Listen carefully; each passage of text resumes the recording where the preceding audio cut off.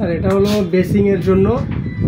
এখানে আপনার বাসার যদি পানির ফোর্স না থাকে তাহলে কিন্তু এটা অন হবে না। এটার কারণ হলো এটার মধ্যে একটা সেফটি বাল্ব দেওয়া আছে।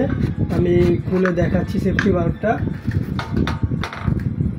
এইখানে দেখেন এই যে দুইটা পাত আছে, এই যে দুইটা পাত, এই দুইটা পাতের মাঝখানে একটু গ্যাপ থাকবে। এই যে এই গ্যাপটা তখনই ফুল হবে যখন আপনার লাইন থেকে পর্যাপ্ত পরিমাণে পানির ফোর্স আসবে। ফোর্স আসলে এই যে নিচের পাতটা এটা আস্তে আস্তে উপরে উঠে যখন এইটার সাথে লাগবে তখনই মিটারে লাইন পাবে।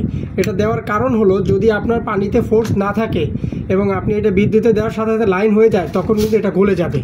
এখানে দেখেন একটা পাওয়ারফুল একটা কয়েল দেওয়া আছে। এই যে কয়েলটা, এই কয়েলটা যদি পানি না থাকে গরম হতে থাকবে, হতে হতে একসময় আপনার এই বডিটা সহ কিন্তু গলে যাবে। এর জন্য এটা সেফটি বাল্বটা দেওয়া আছে।